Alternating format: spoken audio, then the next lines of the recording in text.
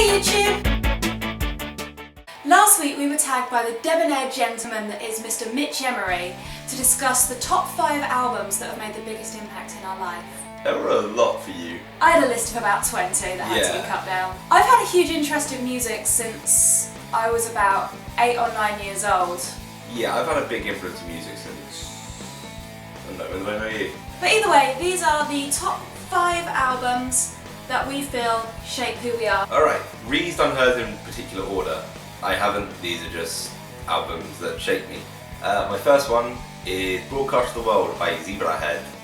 It was the first album of theirs I discovered after hearing them do Maria's entrance theme at WrestleMania 24. I was like, this is pretty good. I've done these in chronological order, so number 5 is the one that shaped me most when I was a kid, going all the way up to number 1, which shapes who I am now. Number 5 is Hybrid Theory by Linkin Park.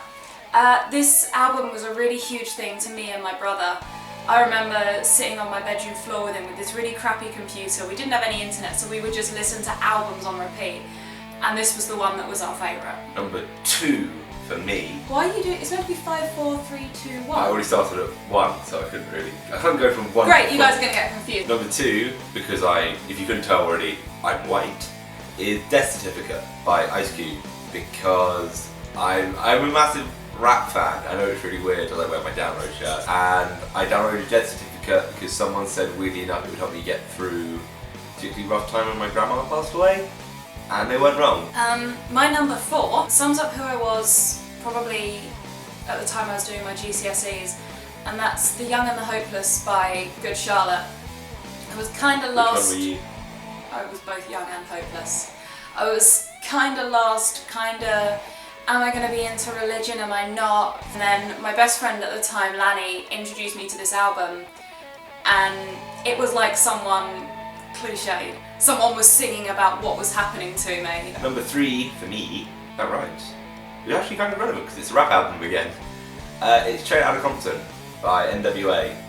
Because I was listening to a wrestling podcast with Cabana, the Feud MVP, and he was talking about the time when he was in jail and someone snuck in a tiny little tape recorder and they were playing NWA, and he's like, this is really cool, this is actually my situation right now. I just like Straight Outta Compton because it's, you know, as they say, they rap about their lives, and it's just, you know, like, damn, that's really fucked up, that's a really fucked up situation, but they managed to make the best of it. My album 3 is A Flash Flood of Colour by Enter Shikari, and it's not so much the album itself that had such a profound impact on me, it's what I did with it. That was the first time I ever ran away and lied to my parents about where I was. I was 16 and it was my mate Beth's 16th birthday, and we really wanted to go see Enter Shikari. I even got the poster for the gig in Ebbw Vale. That one. Ebbw Vale! Leisure Centre. Which was in Wales, and we lived in Kent. And we thought, fuck it, we'll run away. We'll tell our parents we're staying at each other's houses and we'll go to this gig. And it was really amazing until I decided to go in a wall of death, completely smashed up my nose and had my phone nicked. So my mum got this panicked phone call from these St John's ambulance people going, your daughter's here. She'd like to tell you that she's sorry. Her phone has been stolen and she's broken her nose. She'll come home tomorrow. That album reminds me of the time I was really pushed to go and travel for gigs, which I've not stopped doing since. Right now! Sound more like Crilly. Yeah, my 4th album is, obviously it's going to be Nevermind the Bollocks by the Sex Pistols.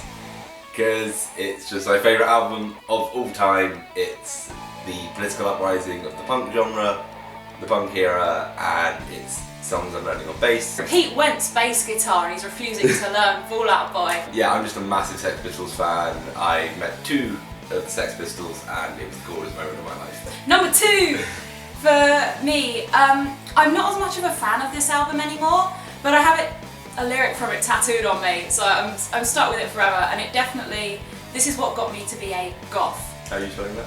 G-O-F-F, okay, goth. This might not come as a surprise, it's Militia of the Lost by Fearless Vampire Killers, and that album introduced me to really big flashy goth concepts, not just in music, but in the way that you look. It was just a huge moment for me. Most of my friends that I have now I met through FUK, and True. that album was all I listened to when I first had my knee injury. When I was stuck in bed all the time, I just listened to that album non-stop, so just thank you FUK for making that album. Number 5 is Fozzy. Fozzy's album, Do You Want to Start a War? Because I was listening to Talkish Jericho, his podcast, and he kept playing his music, and I was like, I'm not going to listen to him, you know, it's a wrestler band, that can't sound cool. And I realised how much of a fan, how inspired Jericho was by like Motley Crue and Guns N' Roses, and it was like, I can really get with this, and that led me to discover Crue and Guns N' Roses and Revolver. My number 1 is the album that I think sums up who I am now and has led me to who I am now, is With Tape and Needles by Ashes to Angels. It's not horrorcore, it's Ashes to Angels. They are my favourite band right now. They are my friends, they are my brothers, they are our colleagues at times. And this is my favourite album of theirs. It's not the first one I heard, but after hearing a couple of their songs I went and listened to this album all the way through, and it's really stuck with me. And it's also the album that's got the Ashes Bat logo on it, which I also have tattooed. That album really, for me, sums up New Grave and emotions, and I have got drunk. It sums up emotions. And I've got drunk to nearly every single one of them songs. We should do some honourable mentions. You should. There's so many albums. Yeah. Ready? We're gonna do this. Retro Style. American Idiot by Green Day. Get Nice by Steve Ladd. Sempiternal by Bring Me the Horizon. The WWE Anthology album. Hours by Funeral for a Friend. Teenage Dirtbag. Also an anthology album. Creeper's First EP. 1989 by Taylor Swift. Nothing Personal by All Time Low. All Killer No Filler by Sum 41. Nightmare by Avenged Sevenfold. Reasons Not to Sleep by Miss Vincent. Hope by The Blackout. Distance by Emma Blackery. Danger Days by My Chemical Romance. Breaking Strings by Mitch Ben and the Distractions. Thanks guys, Yes, we that's should fun. tag people. We should. Who should we tag?